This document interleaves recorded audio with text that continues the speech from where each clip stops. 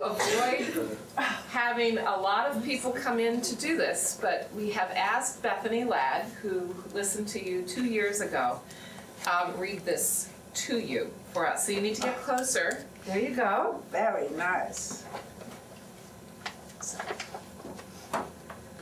State of New Hampshire.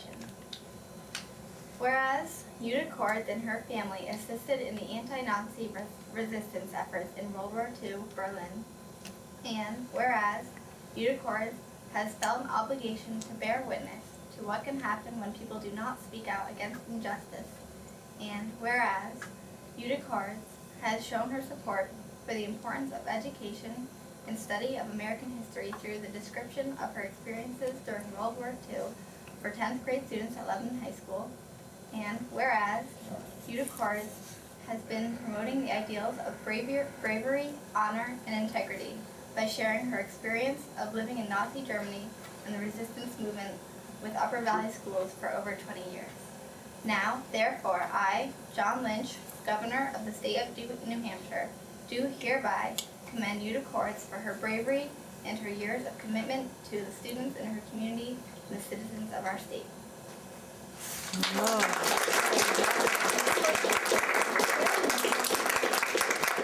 I'm honestly mightily embarrassed. You would have been really embarrassed if all the Upper Valley representatives who wanted to come in and give that to you had actually shown up. Sharon Nordgren I feel myself getting red as we speak. Yeah. Well, Sharon Nordgren said, no, you can't come in. She'll be embarrassed. So we had Bethany instead of the State House. And I'm very honored that you asked me. You're such a great woman. It's wonderful to be thought of in that way, and I am so grateful that she did that, and that you no doubt suggested it, but I feel I don't really deserve it, because it's odd to say that it is a pleasure for me. How can something so dreadful be a pleasure? But in fact it is, because I'm here to talk about it. And all of my friends who died trying to do this have long gone, so I feel I'm extremely lucky to be able to do it. I think there's nobody left of my generation who was involved in it, who's alive. So you see a really old, odd creature telling you about this. I am about to be 86 any moment. And so I have a terribly runny nose. I'm so sorry. I've been told to constantly wipe my nose and don't let it irritate you. I was 15 in 1935.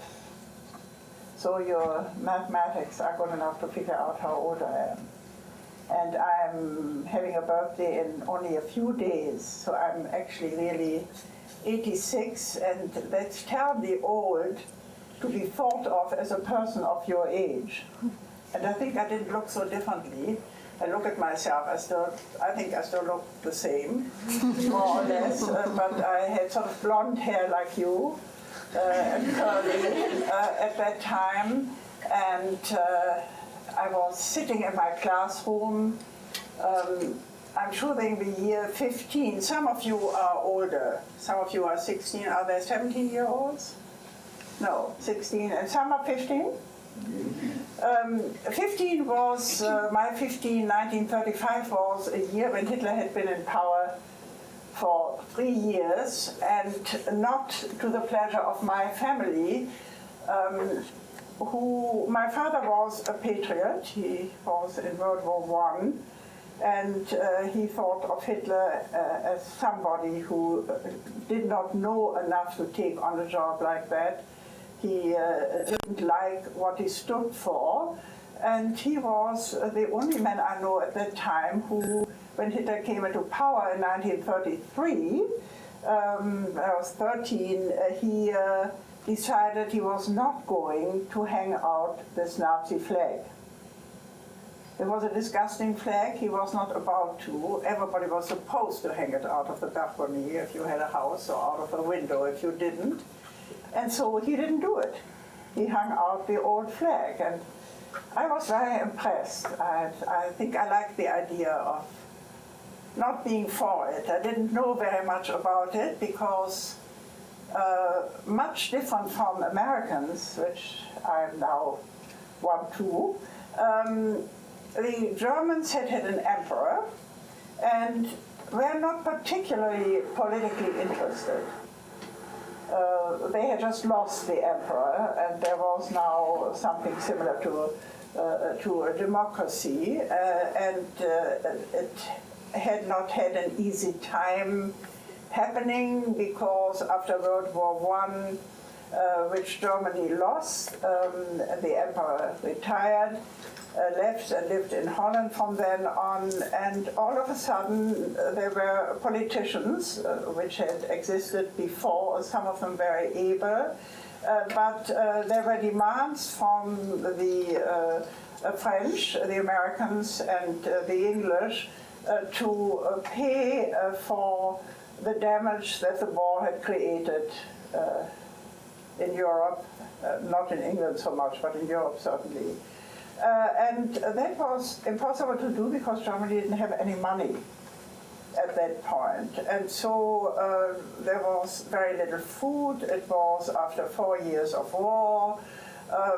And I think what most people thought about was to find enough food to feed everybody, and never mind who does it and what is going on in Germany. But there was one man who happened to be my uncle, which was very lucky for me, who became the chancellor for a short time in the early 1920s. And he was a very honorable, decent man who had grown up in Berlin, who, because he was reliable, did not lie, kept promises, and managed to make an impression that was acceptable to the former enemies. He was then voted in as Minister of Foreign Affairs. What is it in English? I can't think of the term at the moment. The Secretary of Defense or Secretary of State? Oh, thank you. Help me when I do this. Could happen. It's old age after all. He had become Secretary of State, and he was outstanding in getting together parties who could not agree. It was a real forte that he had. And he made it possible that the Germans, after a while, were let in to join the United Nations, then the League of Nations, which had started with American help, as you know, and had a seat in Geneva, in Switzerland.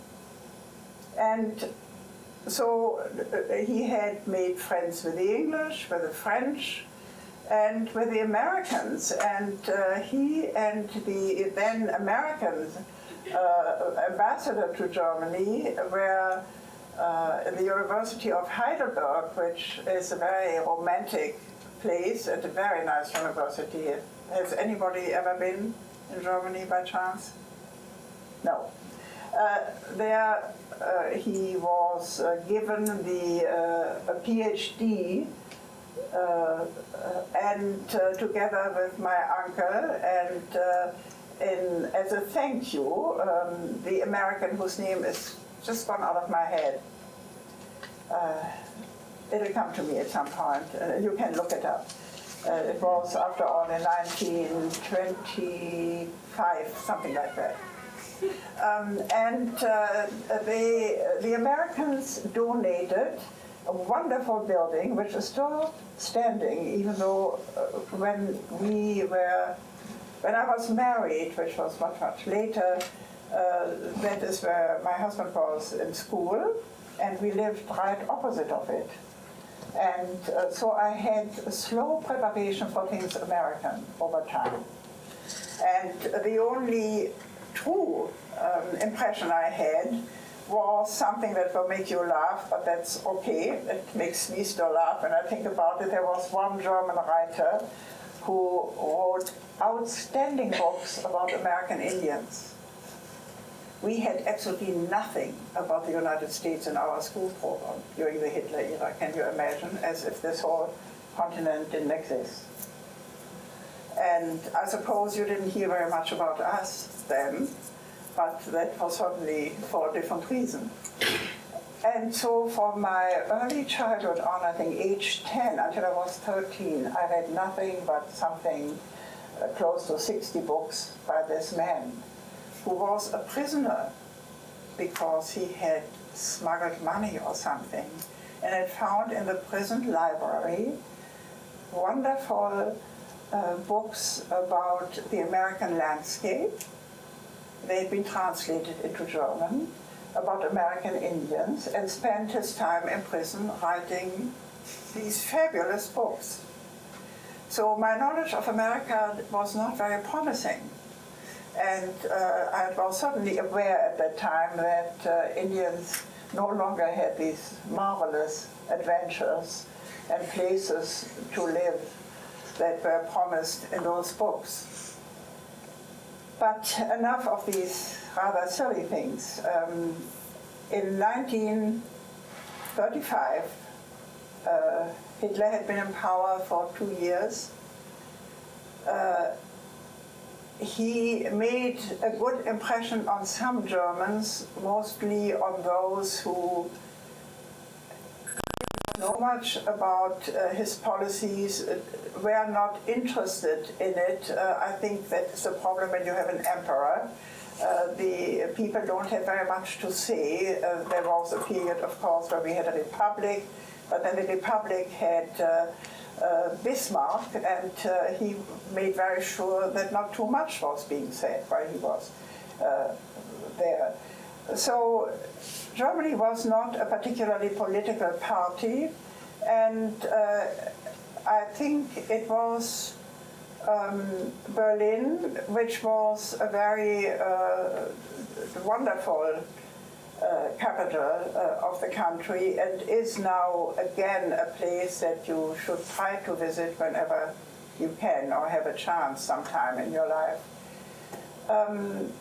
At that time, something came out which was the Jewish issue, the race period, and all of a sudden people were asked to give a story of their family, and if there were any Jewish members, they must not be forgotten. It had to go as far back as you possibly could go, and Europe is older in that respect than the United States, so some people went back to the 1500s and the 1400s, and some people made up wonderful stories. I remember that two friends and I made up a wonderful story, and you know, it's all very serious, as we know, thanks to this. It's not funny, but it is. There are times when it is funny, and it helps to have a sense of humor and to not forget it. And it's strange that, as old as I am, I haven't forgotten a thing about that period. And it's not because it was wonderful. But there are moments in it which fill me still with glee, and this is one of them. I was your age, and I had two friends, and it was an all-girls school. We didn't have boys and girls schools. Maybe things would have been more fun if we had. And we had, at that time, we had a wonderful director, I loved. And then we got one who came in an SS uniform. And that was already really scary because he seemed to be quite nutty. He had an English wife, and at first I thought he can't be so bad if he has an English wife.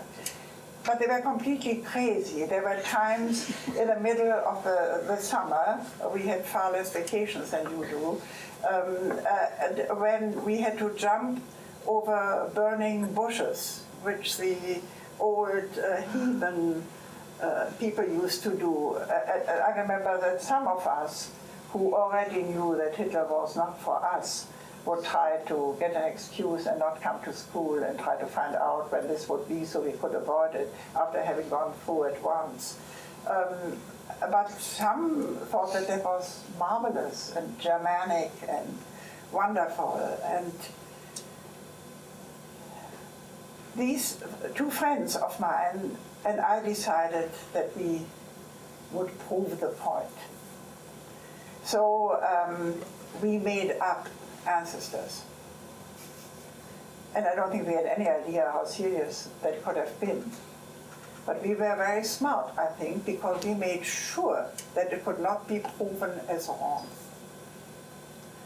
My friend had a name that was very much like the old Greek story of Daedalus and Icarus.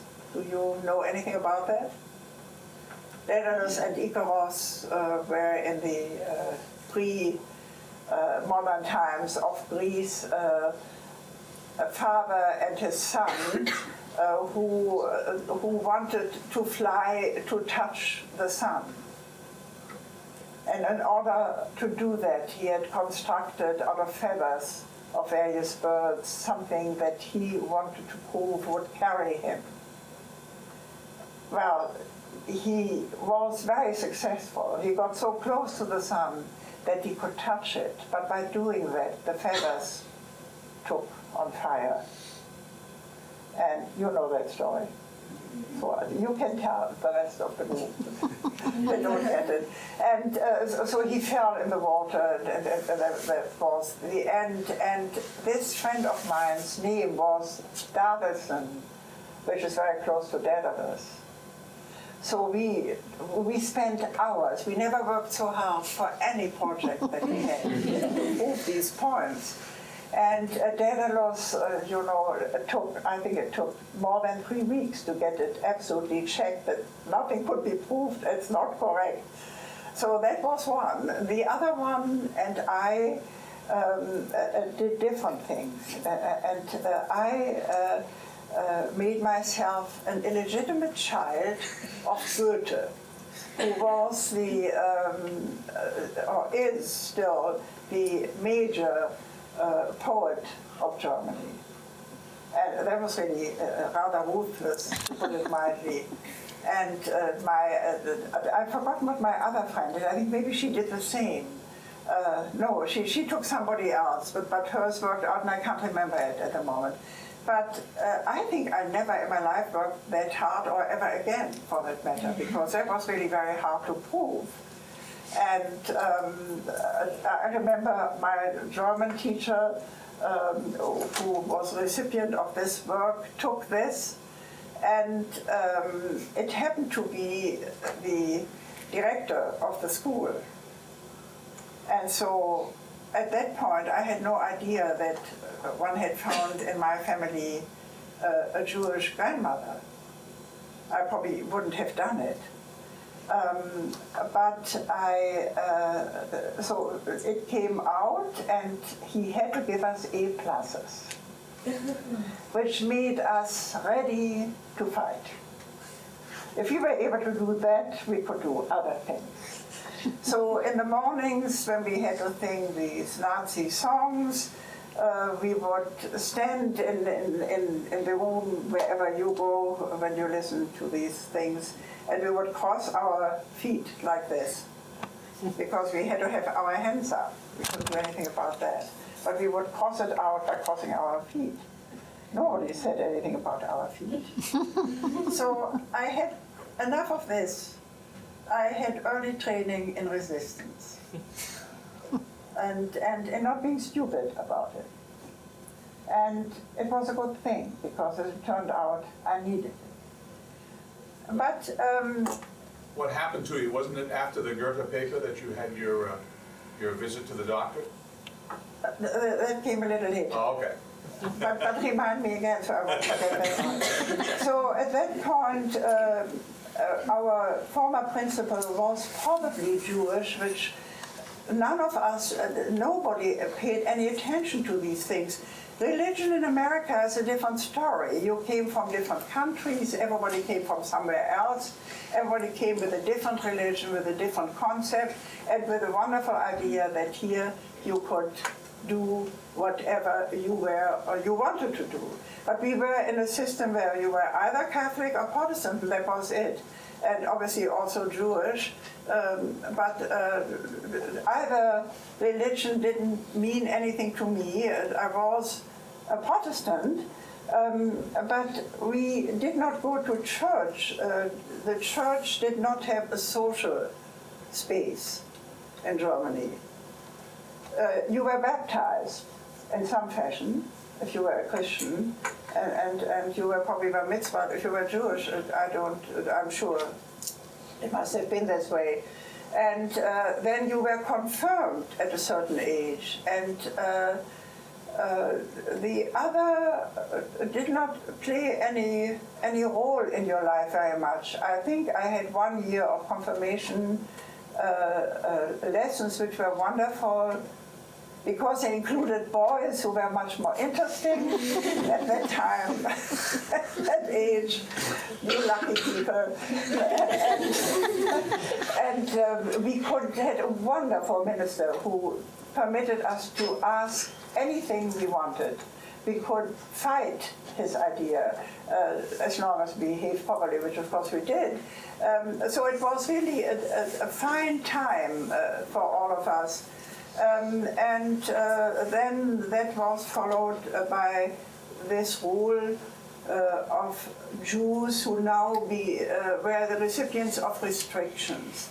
And when we had to fill in these papers and the background of everybody, my father had been in Saxony, they had always been the same, and so that was that, but my mother had parents, of course, and they were wonderful parents who apparently were Jewish.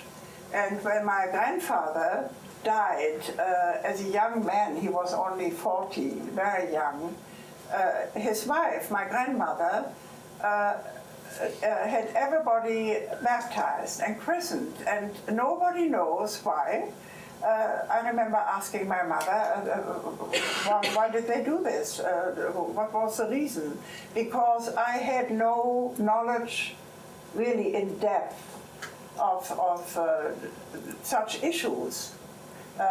You know, there were pogroms against the Jews through the Middle Ages and earlier in Spain, everywhere. And in France, and I'm sure in Germany, in places, in Poland, in Russia, but it was something that didn't come up in any studies. My parents never mentioned it. I don't think they ever thought about it. I don't know how old my mother was when it happened. She must have been in her 9-year-old or 10-year-old, and it probably didn't mean anything very much to her. And there was nothing identifying the Jewish religion in the household. So it was a great surprise, and she had, of course, to write this down, and then came the result that because her husband, her first husband, died in World War I and in the first battle, and had not been Jewish, and my father was in that war, and therefore because she had converted, so to speak, or had been converted, she was given nothing particularly to worry about other than that I was now 50%, and that meant I would not be permitted to marry somebody, and I would not be permitted to go to the university for a degree. And I remember being the way I was, I found it absolutely outrageous. And I was terribly angry hearing this, because it somehow looked as, what was I going to do? This, my age group, you got married or you went to college. Those were the two choices. And you know, when something like this happens, you are not terribly adult about it. You're rather emotional. And I was just flat out very angry about this. And over time, however, I thought not everybody is going to be this crazy and ridiculous. And there had not yet been threats against the Jews as they came much later. And so I continued with my life, and I told my mother and my father that any of my friends, I would tell this, and if they felt that because of it they didn't want to be my friends anymore, so be it. And I remember my mother particularly being terribly nervous from that moment on, because I think she may have foreseen what might come. Or she was not as rambunctious as I was. And she begged me not to tell anybody, that they would only make matters worse, but I didn't listen to her. I listened to her a lot, but I didn't then. And I told all my friends about this, and I said, look, if this is a bother to you because I was heading towards 16 and you are all already pretty grown up, then forget it. We just won't be friends anymore. And I didn't lose one friend. And that is something which I will never forget to say, because it shows you that not everybody was a Nazi, which is certainly sort of the picture that one gets in general. And that if it hadn't been for my friends, I wouldn't be sitting here. And so we, in school, we would no longer talk about politics. That was too dangerous. Because if you talk about politics and you're not of the same opinion, you do this or don't take it too terribly seriously, right? Nobody's going to kill you if you're of a different opinion. But if we had done that, I think we would have possibly been arrested. And already there existed one camp that most people who were interested in politics knew about, which was near the city of Munich, and is a place where many people go to, where our minister, for instance, was arrested and brought to. He was not killed then. Our Protestant minister was a marvelous man, and he spoke out against Hitler from the beginning, always, and of course then was arrested in between. Sometimes let go again, but always back to this camp. But there were no Jewish camp we knew about. That had not happened yet. But I didn't have a bad time in school, but I was angry because somehow my future didn't exist at this point. You know, what could I do? What good is to go to university and then maybe be tossed out? And I think what helped me very much is that I looked, which is sort of ironic, I looked like the typical Germanic, Teutonic outburst. I couldn't look any more like it. And I was very good in gym, and I was the shot put hero of my school. I mean, that isn't hilarious. And so somehow I sort of got through some things, but I wasn't permitted to perform during the Olympics. And you sort of shrug your shoulders and feel, if anything, better than worse because of it. But I saw this wonderful American Olympian hero. Jesse Owens. Thank you. Jesse Owens, because I went to almost all of it was in Berlin, the Summer Games, and it was in '36, so I was 16, and I had some Italian friends with me, and we used to go to almost everything, and I used to do track, so I loved all this, and here was Jesse Owens, who ran against all these other people who looked as if their throat would burst. And he looked as if he was just, you know, having a good time running. It looked so easy. And I had never seen a black person other than maybe in a circus.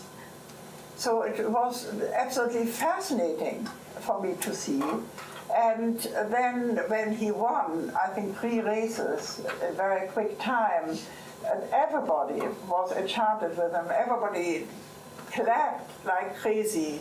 And Hitler, who happened to sit somewhere there, got up, looked furious because no Teutonic German had won, and left before waiting for the flag scene. So he was not only disgusting, he was also really rude in the worst way. But all the Germans got up and clapped for him. And it's something I'll never forget. He was absolutely fabulous. And I remember seeing an old film on television, sometime quite by chance, where he was running again in that period.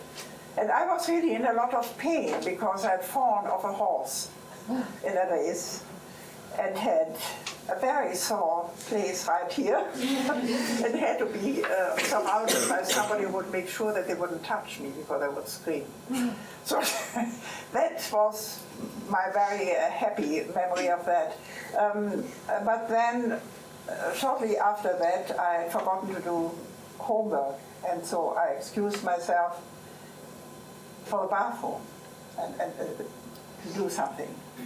And I came back, and it wasn't properly done. How could it be? So I was called on the carpet, and I was told that I had to come for a week and stand close to the principal's office, my SS friend, and raise my, I do it with the wrong arm, it doesn't mean anything, my right arm.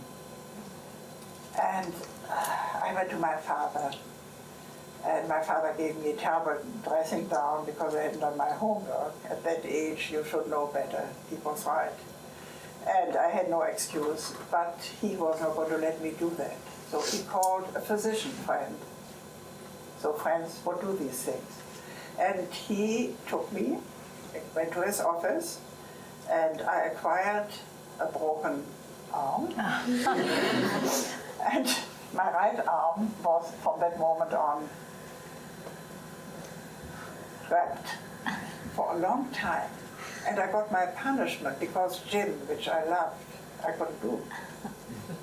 So it worked both ways. But I remember going up to him, being fresh really, and saying to him, "I'm sorry, I broke my arm. Would you like me to raise my left one?" I can't imagine being so stupid, but I did say that.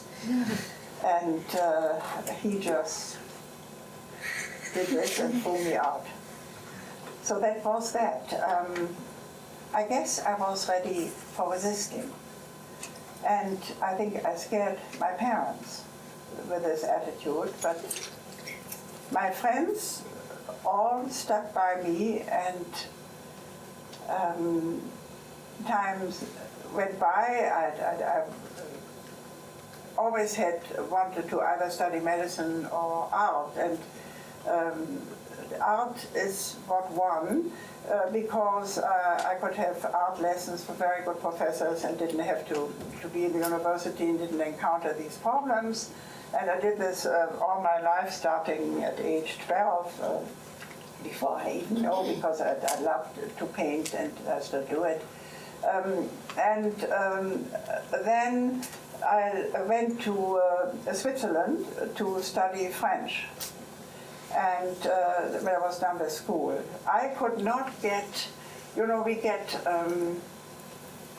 a paper at the end of school which tells that you have been 9 years in high school.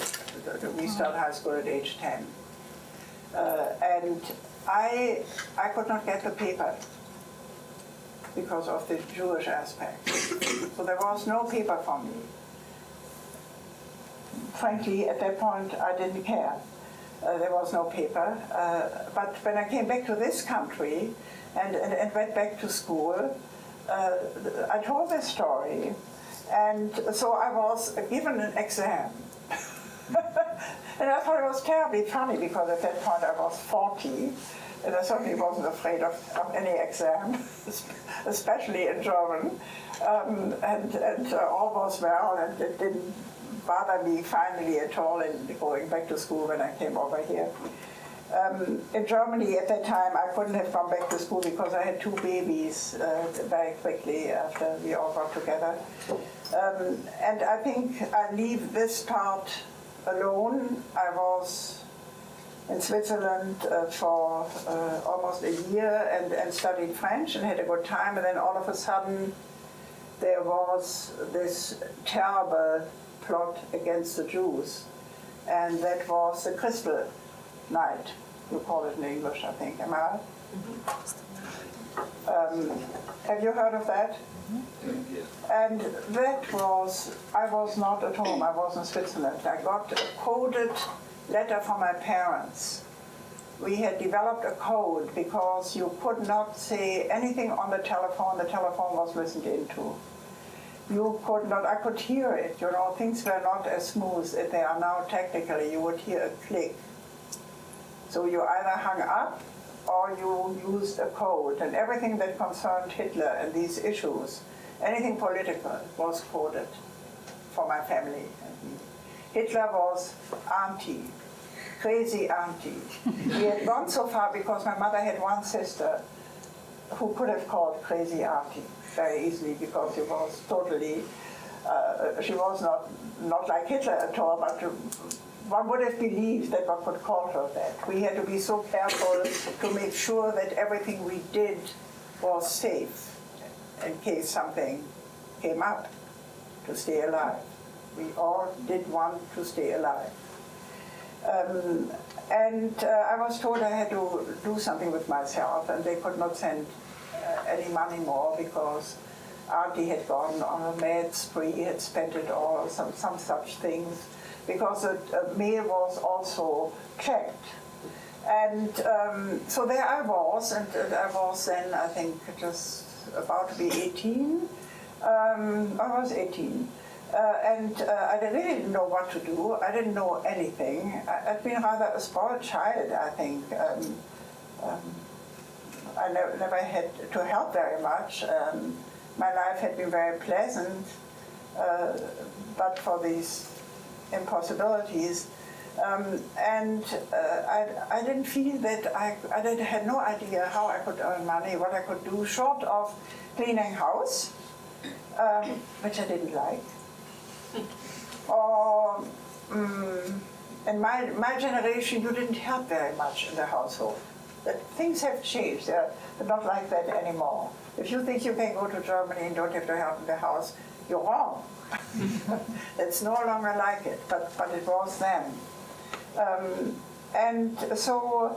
A friend of mine who lived in the same place I was staying said, why don't you come to me to England? She was English. They took me in and I stayed there for half a year, and by golly, I got a job through my aunt Stresemann, who in the meantime had left Europe and lived in New York. And my parents could have left Germany and gone to America, but my father spoke ancient Greek and Latin and very bad French, and he had taken enough English as an adult to read English books, but he wouldn't speak.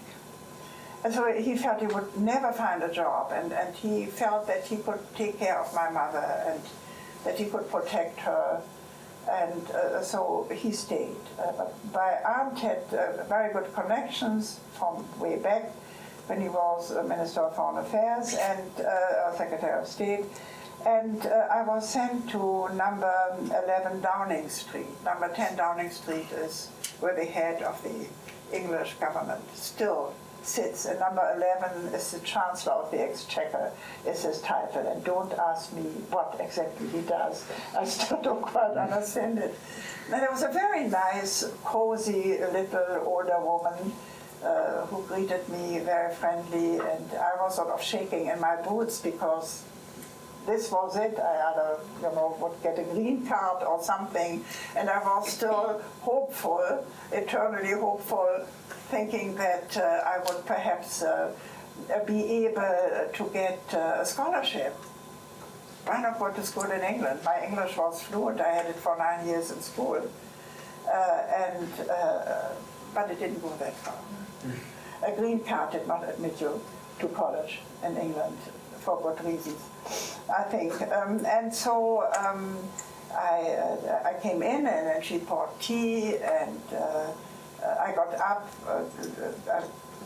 I was well behaved and polite, and to take the cup away from her, and probably was shaking or something, and managed to pour. British tea is boiling. It's not like our tea here, which is just warm, on top of her knees. Oh, you stupid child, she said. And I think I was as red as your jacket, yours. I was absolutely terrified. I didn't know what to do. She got up with her secretary, and they led her up the steps to put other clothes on, and I said, do I go, do I leave, what do I do in a situation like this? I stayed, and I got a green card. She came back, and then she was nice again. And so it's the equivalent of a green card. And so I took care of a little boy. I taught him French and German and riding. And that wasn't so bad. And I always liked children. And so I did this, and I lived for a while in London, and for a while in Yorkshire, and another period up in Scotland. And then the takeover of Czechoslovakia had happened, and of course already in 1937, the winter of 1937, the Austrians had been taken over, and it was absolutely clear that there would be war. There was not a doubt about it. And I felt very uncomfortable because I looked like a spy to the police in Scotland. And maybe there were German spies out, I have no idea, but I certainly wasn't one. And so I was always followed. And I was very nervous about my parents, because at that point the Jewish persecution had really started. That was 1939, and so I bought a ticket, I'd earned my first money, and came home, to the annoyance of my family, who hadn't wanted me to do that. But thank goodness I did. And then I found all my old friends, and all the boys had been drafted and were soldiers, and some of them had been badly wounded, and some of them had died. And it was then no longer a cheerful time. But I was glad to be there, because I felt I could help my mother, who was really quite depressed at that point. And I still had good friends, and had found a job through people of whom you found quite a few groups in Berlin and in other sections of Germany, who would meet maybe once a month, maybe once every 2 weeks, at somebody's home, and talk about the situation in Germany, what people had found out. Some of them were working in government agencies, and kept their ears open, and all of us who were against Hitler, there were quite a few, were aware of who could be trusted and who not. You would not let a new member into your group until you had checked out with enormous difficulties who he was, and made absolutely sure that he was not a spy who was going to catch you and turn everybody in, which happened quite a bit. And my father and my mother belonged to one such group. And you know the men who came to who invented the bomb that was dropped over England, this terrible bomb. Not Von Braun. Yes, No, Von Braun. Okay. Braun. His brother was a good friend of mine, and Braun was a technician, And sometimes I think those people are not at all interested in politics, and he really wasn't. And these poor English were bombarded with that, and his father was not impressed by his son at that time. And his father came also to this meeting where my parents were, because the woman who ran it was very brave, was the mother-in-law of Brown's brother. And he couldn't believe how open people were speaking about the situation of Hitler and what one might be able to do. How could they make it possible to arrest this man, keep him arrested, not to kill him, but to arrest him, because most people felt, I think for religious reasons, that one should not kill him, that was something that was under all circumstances wrong. And it took somebody like Stauffenberg and one other man from the Busche later to say, in this case, and both were, one of them was a very devout Catholic, it was their duty to do it. And if they paid for it with their deaths, that was all right. Let's just stop there. Bell's going to ring in about a minute. Okay. Let's just hold there, and then we can Ask pick up questions? after the Yeah. break. Does anybody have Okay. questions? Or if you want, yeah. Well, they're going to have their break in just a minute, so. Oh, okay. Yeah. Yeah, you can. I drink water. Yes. Yeah. Go ahead. Yeah, sure. Yeah, come on, yeah. If you need to go to the bathroom, go ahead and take a break on the break, but don't take longer to get. Let me see. The group that your parents were in? Yeah, I was hired through the help of a friend to work in the only art magazine, a very good one, as it turned out, that Berlin had, which couldn't have been a nicer thing for me to do, since that was my background. And I learned a lot and had a wonderful time, and everybody in that group took care of me. If there were any notions that there might be a persecution of Jews, which is what sort of began in 41, let's skip those first 2 years. All of those things were always known, most always known to somebody in the good newspapers in Berlin. And it so happened that I had lots of friends there, and so we were always informed if there was something. And my father would take my mother out to the country. We made lots of friends in the country also, to get her away from the city, and then she couldn't be found, and nothing happened. And I was in this business where I did not have to sign whether I was Aryan. Aryan was the acceptable term. So I had no trouble. I really had a very nice time. I was appalled at the amounts of art that was stolen by the Nazis in Paris, which had fallen by that time. France had fallen, and which had entered Germany and was shipped either to Göring or to Hitler or to the heads of this political group of monsters. And I still have those books too. Sometimes I look at them and I can't believe that it was possible to do that, and how far down humanity can go. It's really an everlasting warning for me to think about this time. By the same token, I think I would say of about 24 friends, that's quite a lot, not one ever did not help us or help me. And all of them came to our house always. There was absolutely nothing. And later on in time, that would have been enough to put somebody at least in jail to go into a house with a Jewish woman. So people were very brave, and friendship is something that to me has been and still is and always will be the most important part of one's life. And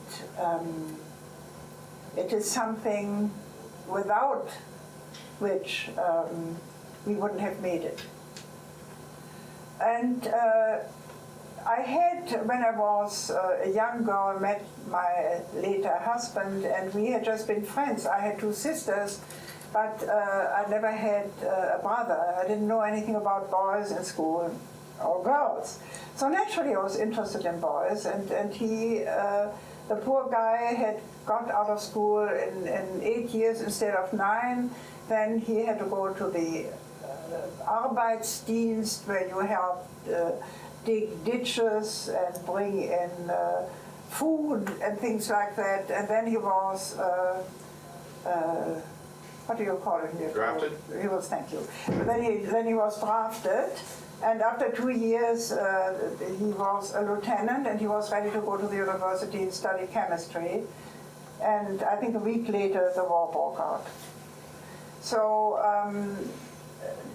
everybody came home on leave, and all of us who knew what politics were like and how dangerous everything had become felt these poor boys and later these poor young men, here they come, they don't have a clue what is going on, and how can you tell them what is going on?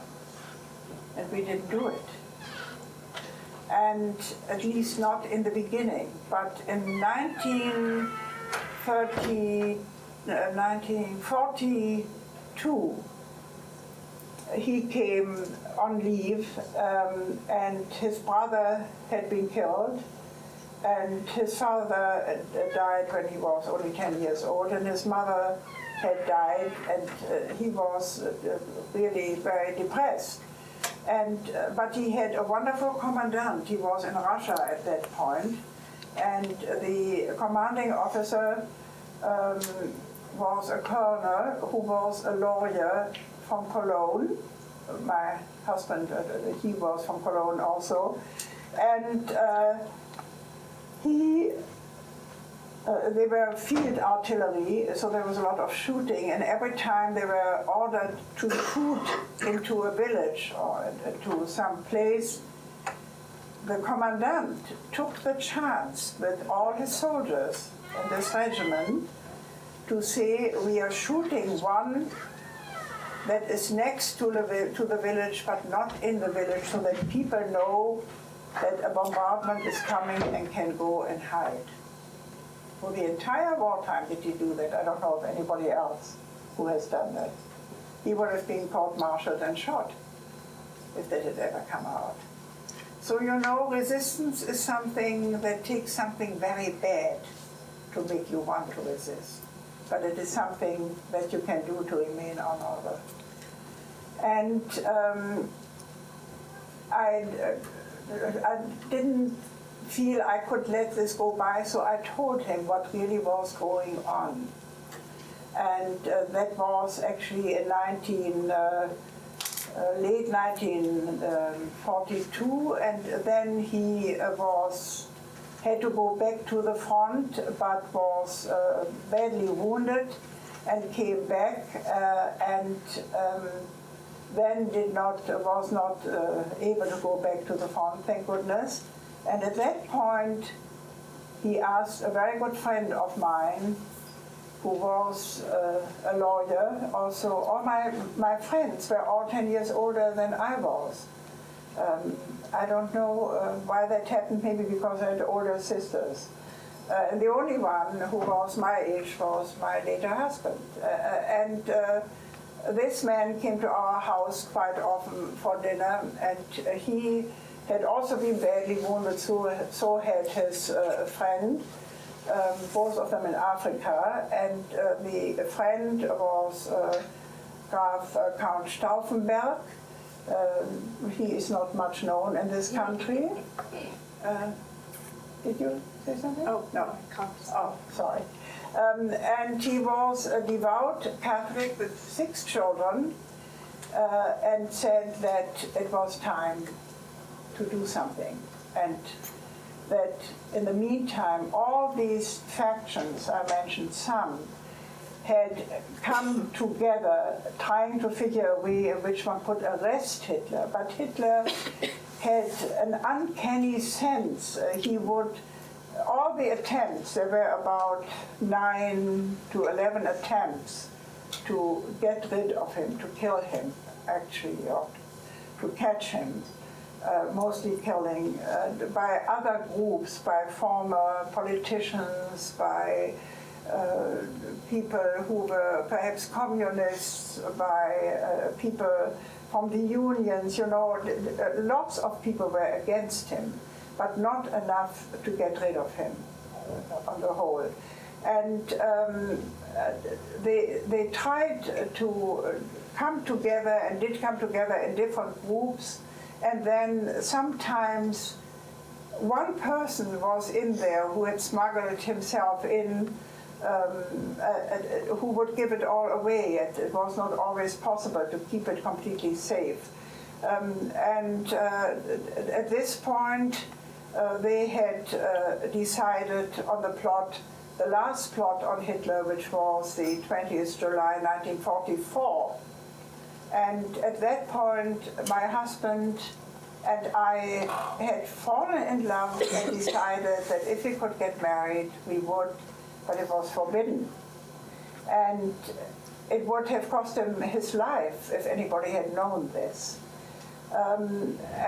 So he was, as I said, badly wounded and was looking to do something actively against Hitler. He was going to join a group of officers who would probably be the only who could do it, because people like me would never get anywhere near him. People in private life couldn't do it. They didn't have the weapons, they couldn't get the ammunition, and all these things. And so this friend who was Stauffenberg's aide was one of my oldest and best friends, and died as a result of this plot. I remember it made me very angry, because when I said, can you help Helmut, which is my husband, to get into the same place, which is now a museum in Berlin. And he said to me, how can I be sure he's not a Nazi? Now there's somebody who has known me for years who asked that question. That's how scary it was. You sometimes felt you couldn't even trust your best friend. And that was what was really a terrible stress during those years, especially for people who were not as young as we were. And I remember having a horrendous row with him, and he apologized, and he took him in, and he became a member of this plot. And there was a plan that you can read about. It exists in all sorts of books in English, and I'm sure you can find it in websites and so forth. Had to do with Stauffenberg, who was a war hero, as you might say, because he lost one hand, he lost one eye in Africa, and he had only, I think, 3 fingers in one hand. So he was not likely to shoot anybody. He couldn't, in fact, shoot anybody. But he was also not searched. And as the head of the army at home, I think is the best translation, in Berlin, he was certainly informed, and he had the command over all the troops that were in the country, in Germany, not in Russia or in any of the other countries where German troops were still fighting. And my husband, at a certain time, suggested that my mother and I should go to Switzerland, to friends, or not to Switzerland, to Austria, to friends, because he had a feeling there would be a lot of air raids. As of of 30, as of 43, we had, the war stopped in 45, we had air raids night and day. During the day, the Americans, because they could find their way better, they were further away. Overnight, it was the English. And my family stood in our little house looking up when the noise started, when you could hear them come, wished them well, and hoped that they would do as much harm as they could. That is not a normal thing to do. But that's how desperate we were. And my older sister, in fact, was killed in an air raid. And so was her husband. And at that point, we had her little baby, who was 9 months, I think 6 months he was then, 6 months. And to show you that even among the leaders of Germany were some who would do things. One of the generals, who was not the strongest supporter, had given my mother and our family the permission to come to his house, which was near to ours, and had a basement that was safe. What do you call it? Bomb shelter? A bomb basement, a bomb shelter. Imagine to have the courage to do that. And there are the comedic moments when my mother, who was always a lady, was dressed in her black dress because she was still in mourning, with a hat on her head, on her bicycle, going to the bomb shelter. I mean, that's absolutely unimaginable, isn't it? It's so funny. And I know that I took a photo. I still had one shot in an old camera, and that got lost. I wished I had it. So we were there with this little guy, and again, to show you that a lot of decent people lived in Berlin. And much after this time, one had found out that between 3,000 and 4,000 Jewish people, mostly younger people, had been hidden in Berlin by people who were not particularly part of any organization, but who simply were decent and wanted to help them. And there was dyeing of hair. There were some people who were put into a house which took, I think, French soldiers who had to work in the fields. So if people couldn't have them in their house because the neighbors might have turned you in, children during that time turned in, not your ages so much, but children, let's say between 8 and 12, turned in their parents by saying, my parents don't like Hitler, and thought that was cool. What would they know? They were told they were doing a thing for the fatherland, these poor little kids. Some might have been rotten, but knowing children, I think that was just propaganda they were victims to. So we sort of got through this period with difficulties, and my husband would not tell me anything about the plan that he knew of. I didn't know of it, but I know that his friend and my friend, the aide to Stauffenberg, came to our house one day to pick this friend up, Haften, and he had a uniform on and never came in uniform, and a weapon, a revolver. And all of us had ears like this. Nothing would escape us. And I said, are you planning to shoot somebody? And he said, this is a very dangerous time. That is all I knew, and I didn't ask for more. And we left for Austria, my mother and I, and the plot took place on the 20th. The unfortunate luck of Hitler was again that he had changed places from, I don't know, beton to wood, or the other way around, I'm not sure, so that the bomb that they had, which was an English bomb, you couldn't take a German bomb, because the German bombs didn't have the detonation factor. I'm completely non-technical. I don't know what it is to let it go there, so we got an English one. At the last minute, it was the wrong one for the changed place that Hitler had chosen. Things like that happened often. And so Stauffenberg had put his bag with it, pulled to go off. He was standing next to Hitler at this big table to look at the maps, at the charts. And he got up and moved somewhere else. Well, there was no way in which he could take this bag and follow him. And he also had no time because he had to get out. There was only a short span for it to go off.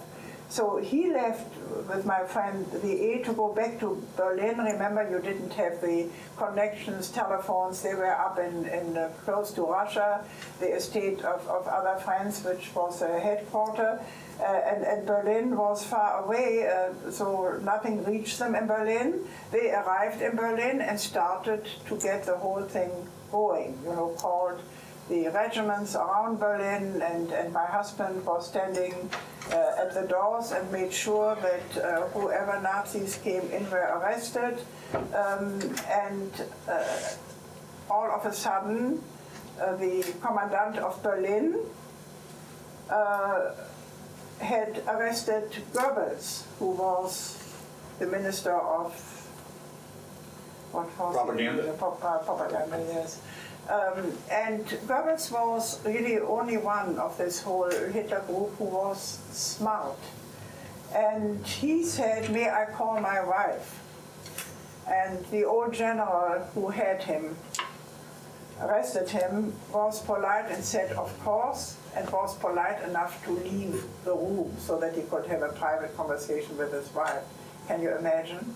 Nobody in Germany of decent people could imagine what this guy was doing. He didn't call his wife, he called Hitler. And he found out that he had not died, that he was alive.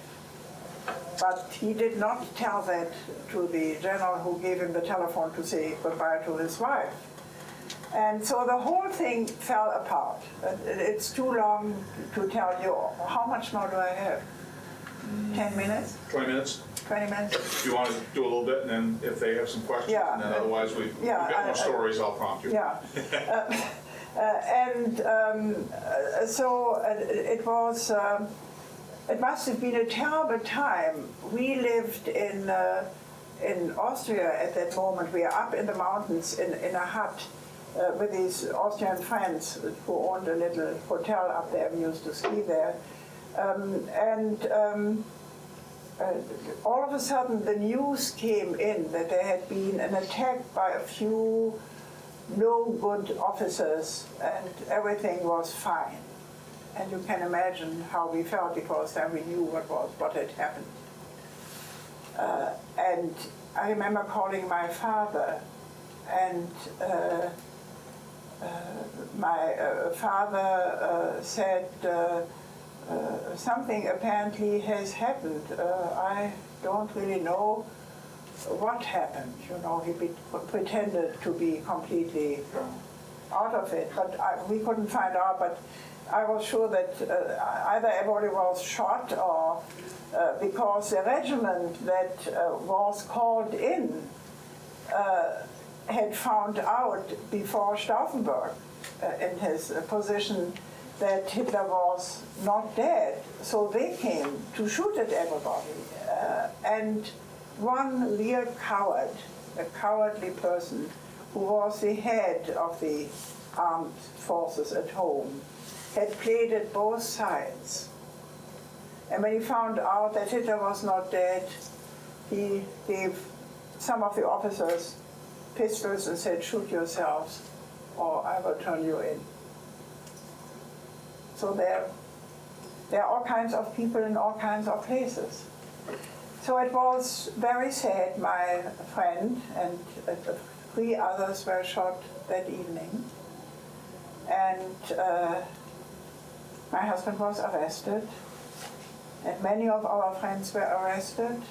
The wives of men who had been arrested were arrested. Children were taken, given a different name, and put somewhere without notifying the parents where.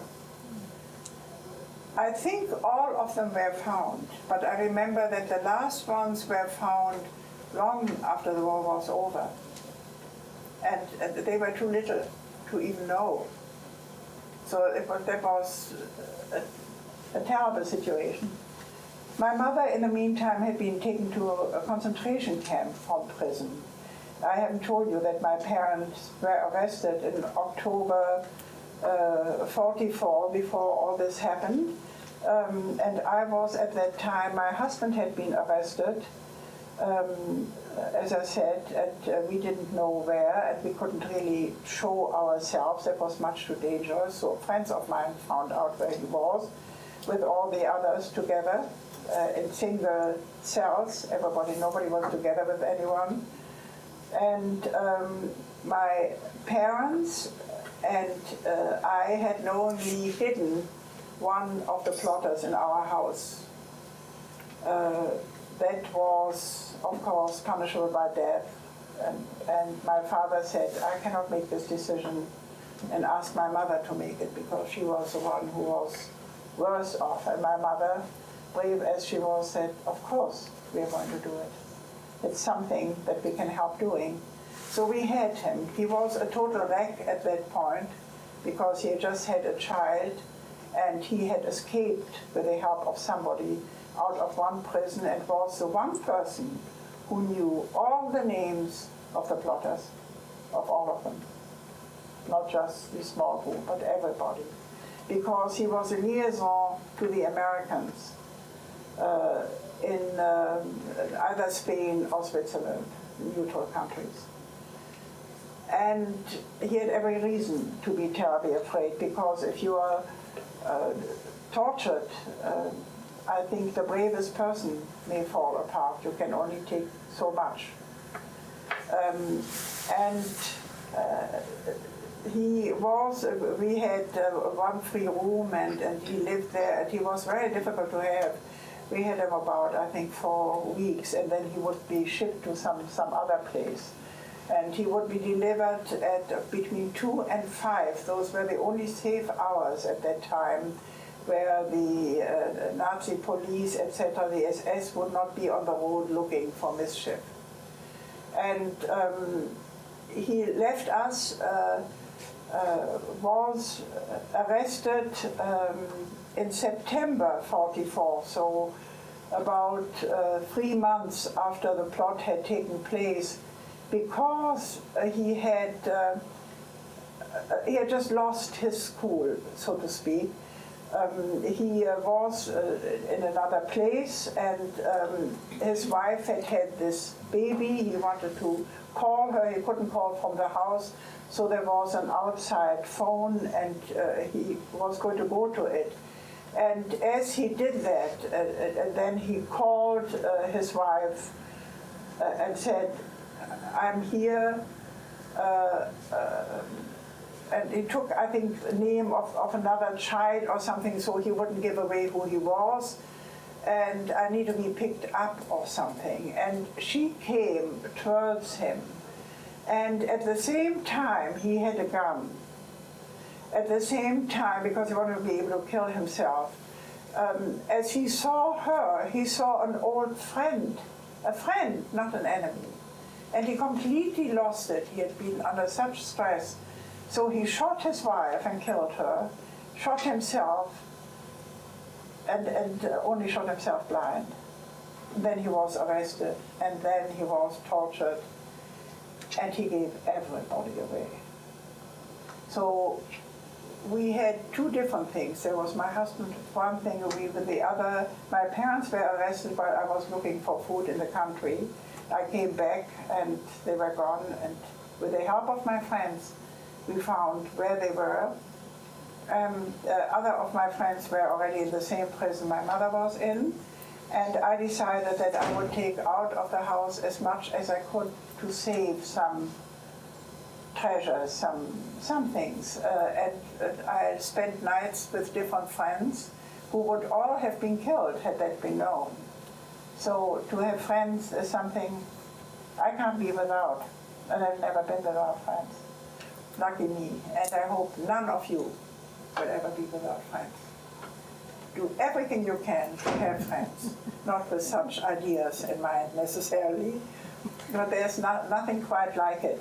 So and I eventually was arrested, and luck had it that my husband was in a bomb attack in one of his prisons, and got a glass in his face and bled like a pig, as he told me. So it looked very, very dangerous, which it really wasn't. And his cell had been broken and the door didn't close. So he was taken to another prison. And the next morning, he was supposed to go to the People's Court, a dreadful institution where men were not permitted to wear a belt. And you see on the pictures all these poor old men who were interrogated, holding on to their pants. You know, that everything was done to make it awful and dishonorable. And because they couldn't find him, he didn't make it to court, and it saved his life. So one has to be grateful even for a bomb at occasion. And then he happened to be in the same prison where my father was, and they were permitted to go for 20 minutes a day around, so they at least knew where they were, and that was already a help. I knew where everybody was because my friends were looking, and I took 2 weeks hiding in the places of friends, reading Tolstoy's War and Peace. Has anybody of you read it? Read it. It's a wonderful book. It'll take forever. You have to do it in the summer. But it's a wonderful book. And it kept me busy because sleeping I couldn't. And then I turned myself in because I felt I would be able, somehow I had a feeling now everything is going to come to an end, finally, somehow. And I knew where everybody was, and I had made plans with my friends, what I might say, what it would mean. And I was very lucky. I came into a prison which had been a police prison, so it was clean. And it still had a woman who was not an S-woman as head of the prison. And she was the type who would look at you and see somebody who looked like me and say, what does a nice young girl like you do in prison? Because it was not likely that I had done anything that would demand that I go to prison. And I was alone in single confinement for the entire time, 7 months. It was pretty hellish. Food was unmentionably horrible.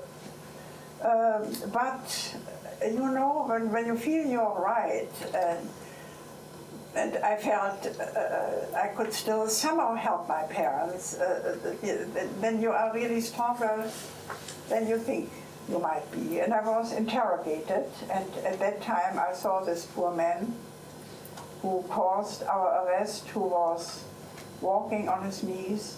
He could no longer see, as I mentioned, and he could no longer speak. And he was asked whether he knew me. And thank God he couldn't see. Who knows what he might have said at that point. But he died soon thereafter. They must have done terrible things to him. And I don't know what happened to their baby. They could never find out. So the war came to an end. My father, my husband was now involved in the plot of hiding this man. And there were about 2,000 people who had hidden him. And they were all arrested, and their families were arrested, and some of them were let go because they obviously hadn't done anything. My mother, I assume because of the Jewish background, was actually, maybe not, I don't know. She was sent to Ravensbrück, which is a concentration camp in the north of Berlin, where there were two camps. There was the camp where the poor Jews were gassed, and right next to it was a camp for political prisoners. And that is where she landed. She wouldn't have made it otherwise. And I found out why only 3 years ago. She had no idea why she had gone there and not to the other. And she had no idea why all of a sudden on the 11th of April, she was called by the commandant, big SS guy, who said, out, like this, raus. And my poor mother was in her 60s and weighed 70 pounds at that point, and didn't know what to do, and had not spoken for the entire time of her being imprisoned and in a concentration camp. That was very smart of her. She just never spoke. And they finally gave up on her. But the reason that she got out, and that I found out about it, because she didn't know why. She couldn't understand it. 45 people were let go that morning. Bernadotte was a Swede, and as such neutral, had raised Cain about the treatment of soldiers in Germany and the treatment of people who had been arrested, etc. And so Hitler said he could go to one of the concentration camps and convince himself how decent everybody was treated. And it happened to be that camp in which my mother was. There was nothing decent about it, but probably for a day or two, maybe the food, there was some food, and maybe nobody get hit, etc. She doesn't know because she was always in her cell. And so Bernadotte was told that upon pressure on his side, that up to 50 people, I think it was, or 45, I'm not quite sure, could leave. And his niece wrote a book about that.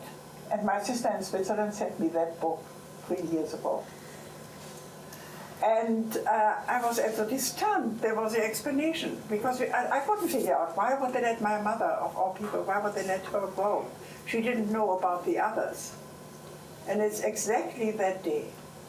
And we found out later that there was a troop of people who were let go. So that was very exciting for me, having written all of this down so that my children and grandchildren know exactly what happened to them.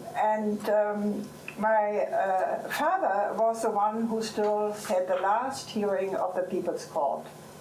And he is a tall man, as you can imagine, since I'm tall, and had the feet tied with chains, as they do here, I guess, with two other gentlemen. And they had, because everything was, Berlin was a wreck from all the bombing, as you can imagine. So they had to walk from their prison to the courthouse. And there was no longer the most dreaded judge because he had been killed. And he had been treated by a doctor whose brother had been killed by this man. If that wasn't justice, I don't know it. There are these very odd events. There was the last judge who obviously wanted to leave Berlin because the Russians were surrounding Berlin. We could hear them. We could, people could telephone. Let's say you could telephone Hanover, but you couldn't telephone Westlake. It was a total mess. And my mother had gone to Berlin because as she was leaving this place, wondering what to do, she was much too weak to even walk far, two SS men, the worst kind, said to her, because she must look pitiful, said to her, "We are going to Berlin, can we take you?" And my mother said she was absolutely terrified. She didn't know. She was too afraid to say something or to even move her face. And she didn't say anything. And they got impatient and said, come in, and pushed her into the car and drove her to Berlin. So here she was, rescued by her enemy, brought to Berlin, and found the place of her very best friends where I had hidden. Came through all right. My father was condemned to death because the only thing he had ever admitted to was that he had listened to the English radio. And that was enough to be killed. And he arrived there, and 20 minutes later the Russians came and let all the prisoners out and shot all the SS people. And he was standing there in a part of Berlin he had never been to. He had no idea where it was. It's like New York, it's a big city. And all of a sudden somebody says, Herr Sorge, is that you? And he turned around and said, afraid somebody was going to turn him in. And it was one of the helps in our food store where we lived, who lived in that part of town and recognized my father. And she took him in for a week while the Russians and the Germans fought a battle. So he was safe. And my husband got out by kicking the prison doors. They were not like many American ones. They were heavy, things like a safe. I guess it's the best comparison. And most of them had, every night they took out 3. And we found later that they were shot. And my husband had done something, I guess in retrospect, since we had said to each other we would try everything we could to stay alive, to have a life together. He had not taken his uniform off, and he was a captain, even though he was thrown out of the army. That was the first thing everybody did. He simply kept it on.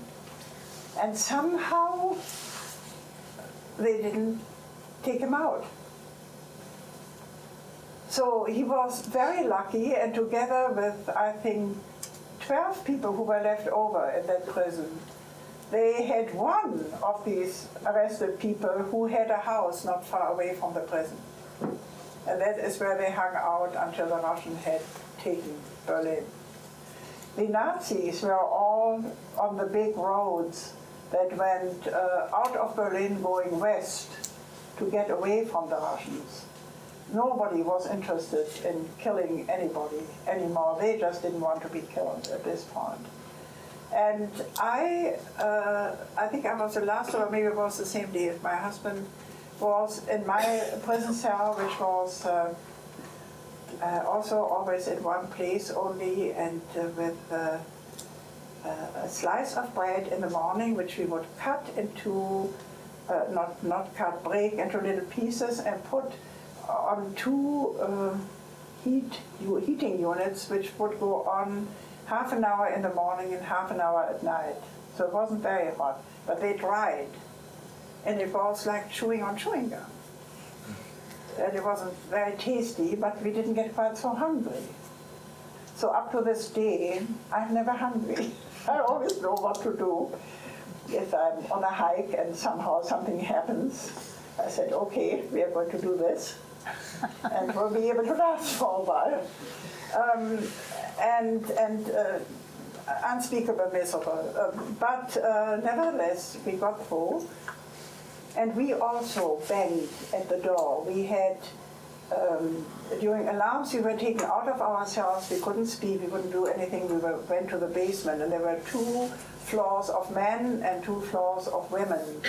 And there were quite a few people who knew each other, who were members of the plotters and anti-Hitler people.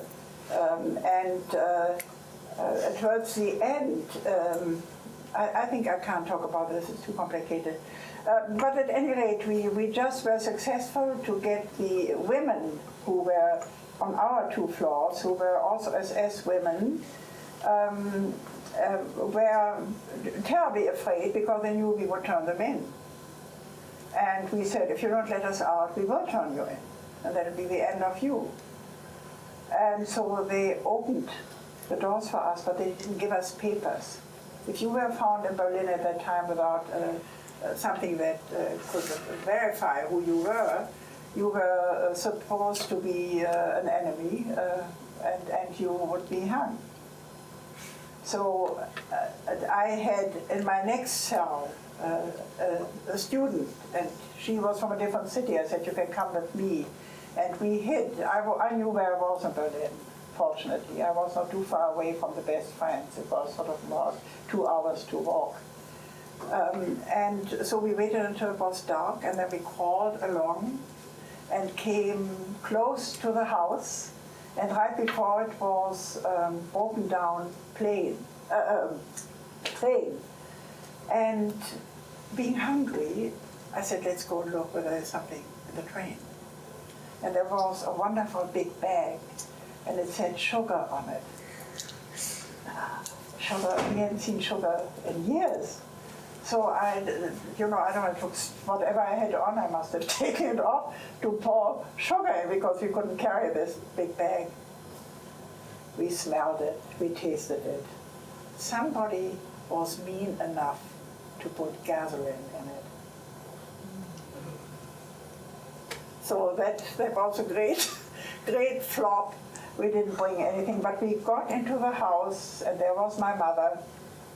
And a week later, after the Russians had entered Berlin and had taken the city over, all of a sudden my father, we thought that he was dead, because we knew he had been condemned. When I got in there, it was possible for me to call on the phone. That was so bizarre, the prison in which he was. And one voice, very anxious, said, everybody is gone. And so I thought, dead. All of a sudden, somebody knocks at the door, and there's my father, who looked as if he had had a wonderful vacation. And this woman in that 1 week had fed him back to normalcy, And my mother, on the other hand, was really sick, and we didn't have anything to eat when we were there. We had one little can of milk, and then we had dry peas. You have just about time to tell the story of the Russian soldier coming in the basement. Yes. My mother and I, where they were, the Russians moved into Berlin, and during the night you have these cartouches that shoot, and they make a dreadful sound. There's sort of a whirring sound. And then it's dead silent, and then you know that the infantry is coming. So we were hiding in this basement, and my mother was always very ladylike, and she had, some black thing on, and I said, why don't you hide behind the sofa? Our arrangement was a place like this. That was the center, and from there on were spider legs where several people could be in case of alarms. It was the bottom of the house. And so we could hear the Russians coming in, and my mother, who was very petite, was sitting behind the sofa. Not that it would have protected us from anything, but it just felt better. And so did I, and then I sort of peeked around, and there were 2 young boys, not older than any of you here. I hate to tell you. They were boys who were 12 years old, who, no matter whether they're Russian or who they were, they just shouldn't be in a war. It was sad to see. And they had things hanging, weapons in all directions, and came down and were stunned seeing all these women because there were no men. And at that point, and they sort of, we stood, and they said something in Russian. Not one of us could speak Russian, unfortunately, not one. And so my mother was sitting there pushing me, and so I got up, and then everybody got up, and then they said, "Worry, worry." It's exactly how it sounds, very hoarse voices. And I thought, what could this be? I couldn't figure out what it was. Worry. And my mother suddenly got up, standing there like this. I don't know, a lady in waiting to the Queen, saying, "How dare you," in German, "how dare you call us Huren? We are," and she gave a long talk about what decent women we were, and they stood there just as you would, gaping and thinking, what is she saying? And they couldn't understand a word she was saying. And I started to laugh, and everybody else started to laugh. It'll be 2 minutes. In Russian, they all wanted to get watches because they didn't have them. And a watch... Miss Maxfield, Mr. Pease, Miss Fields, please call the front office. Mr. Pease, Miss Fields, Miss Maxfield, please call the front office. Okay, you got it. and Uri in Russian was an adaptation to Uhr, which is a watch in German. So Tara Boylan to the front office, please. Tara Boylan, front office. So that was so funny that we all finally realized what they were after, and they took off showed their arms, which had 10 watches, and everyone in Berlin has gone through this. I'm not the only one. Everybody had the same story to tell, but my mother understood Buri, which in German is a whore. And you can imagine how she reacted to that. So that was a very wonderful start, and we are probably the only people who all made it out alive. Yes, we are the only ones. So thankful we are. And thank you very much. Thank you. Thank